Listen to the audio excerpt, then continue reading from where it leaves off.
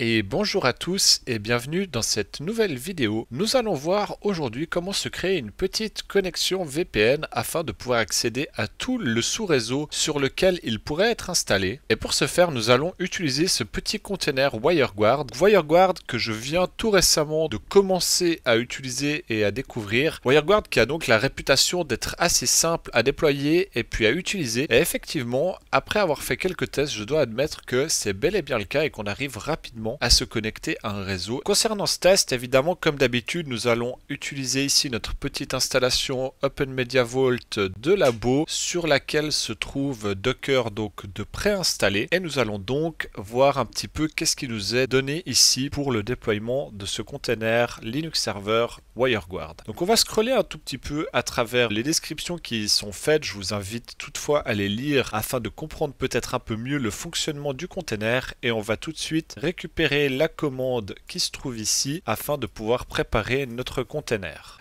Donc au niveau de cette commande, on va y faire quelques modifications. Évidemment, si vous découvrez Docker et les containers, je vous invite à aller regarder ma vidéo Docker pour les losers afin de peut-être comprendre un petit peu mieux les options qui se trouvent ici et les configurations que nous allons y faire. Dans notre cas, nous allons évidemment corriger le PGID de notre utilisateur qui n'est pas 1000 mais bien 100. On va corriger la time zone pour utiliser quelque chose qui correspond le plus à mon emplacement. Ensuite vient l'adresse du serveur. Ce sera à cette adresse que le client va chercher à se connecter. Dans ce cas-là, on a un domaine par défaut qui est wireguard.domain.com. Évidemment, ça ne va pas fonctionner. À cet endroit-là, nous voulons avoir soit un FQDN qui pointe sur votre adresse IP publique à l'endroit où se trouve le container Docker, ou alors vous pouvez utiliser la valeur auto qui va automatiquement déterminer votre adresse IP publique. Si vous avez une IP fixe, je vous conseille de la mettre directement ici et également si vous avez un FQDN, n'hésitez pas à l'utiliser également. Dans notre cas pour les tests, nous n'allons pas utiliser d'adresse IP publique, on va se connecter directement en local, donc juste pour établir la connexion afin également de s'affranchir de la partie ouverture de port dont on va parler un tout petit peu après. Par facilité, dans ce cas-là, on va mettre l'adresse IP de notre hôte container Docker qui dans ce cas-là est à l'adresse 10.0.0.171 que l'on voit ici. Et ensuite le port sur lequel notre client va chercher à se connecter. Dans ce cas-là, le port 51820, c'est le port par défaut. Donc vous pouvez le laisser ou le changer si le cœur vous en dit. Mais si vous changez cette valeur-là, pensez également à venir changer le port correspondant ici. Donc attention à ne pas changer côté container, mais bel et bien au niveau du client. Dans notre cas, si l'on cherche à modifier ce port, on va venir ici mettre le port 51821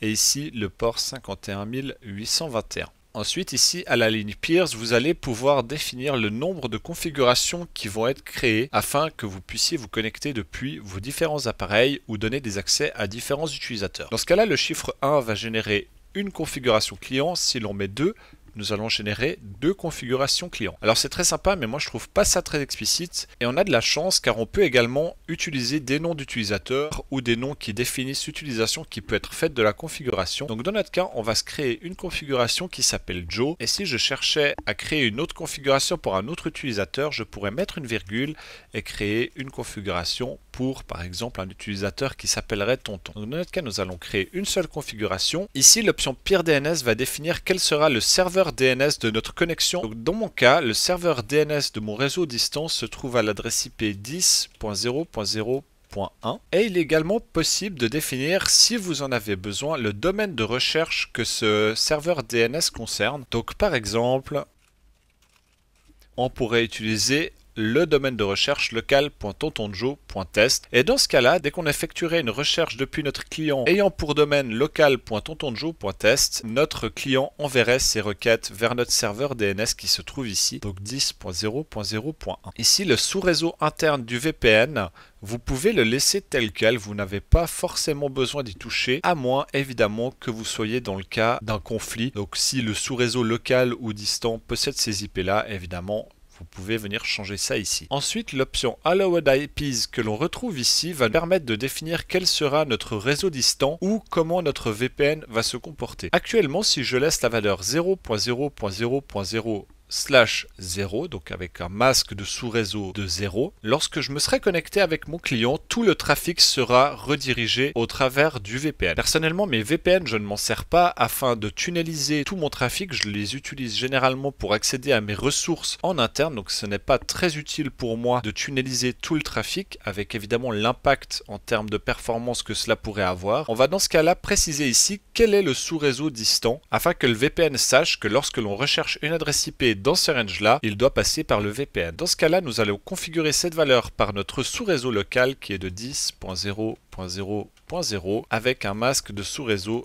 de /24. Nous avons ensuite ici évidemment la configuration du port. Donc dans ce cas-là, il vous faudra faire une ouverture du port 51820 sur votre routeur ou votre pare-feu et rediriger ce trafic sur l'adresse IP de votre hôte Docker, à nouveau évidemment sur le même port, à moins que vous ayez effectué des modifications. Viennent ensuite l'emplacement des configurations. C'est donc dans ce dossier que WireGuard va stocker tous les paramètres et les configurations des utilisateurs. Donc dans notre cas, comme à notre habitude, nous allons venir passer ça dans SRV, data, docker, et on va venir créer notre nouveau dossier ici.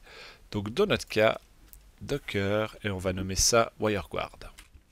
Voilà, à présent nous n'avons plus qu'à démarrer notre container Docker, donc on va tout simplement copier cette ligne de commande. Et nous allons directement démarrer le container sur notre hôte OpenMediaVault. L'image n'existe pas, elle va donc être téléchargée. Voilà, notre container a démarré, on voit que le dossier a été créé. On va aller vérifier que le container a bien démarré avec la commande. On voit que le container a correctement démarré. On peut donc à présent se rendre dans le dossier WireGuard et nous devrions y retrouver ici un dossier qui s'appelle PeerJoe, qui correspond donc à notre utilisateur Joe que nous avons demandé de créer. On voit également que dans les logs, lors de la création de l'utilisateur, un QR code a été généré. Ce QR code se trouve également évidemment dans le dossier de la configuration d'utilisateur. Donc à présent que nous avons configuré notre serveur et généré des informations de connexion pour notre VPN, nous aurons besoin d'avoir un client WireGuard, et pour cela vous pouvez vous rendre sur le site wireguard.com/install afin de télécharger le client qui vous convient. Dans mon cas, j'ai téléchargé la version Windows que j'ai déjà à disposition ici, et on va donc tout simplement venir importer notre configuration WireGuard. Donc dès lors que vous avez WireGuard d'installer et de démarrer, dans le cas de l'application mobile, vous pouvez tout simplement scanner le QR code que vous retrouvez dans la configuration ici, mais dans le cas d'une application, vous pouvez également tout simplement récupérer le fichier de configuration que vous trouvez dans le dossier de l'utilisateur, venir sur votre application, ouvrir ce fichier de configuration, et l'on voit que directement notre connexion est prête à être utilisée et l'on retrouve toutes les configurations que l'on a données précédemment. Et si l'on active directement, notre VPN s'établit et notre connexion est fonctionnelle. Maintenant que notre VPN a été activé, on pourrait avoir envie soit d'ajouter des utilisateurs, soit de supprimer l'accès à certains de nos utilisateurs, et pour cela c'est tout simple. Il vous suffit de reprendre la ligne de commande que vous aviez établie précédemment et de venir, dans le cas présent, ajouter un utilisateur que l'on va appeler Tonton. Reprenez votre petite ligne de commande.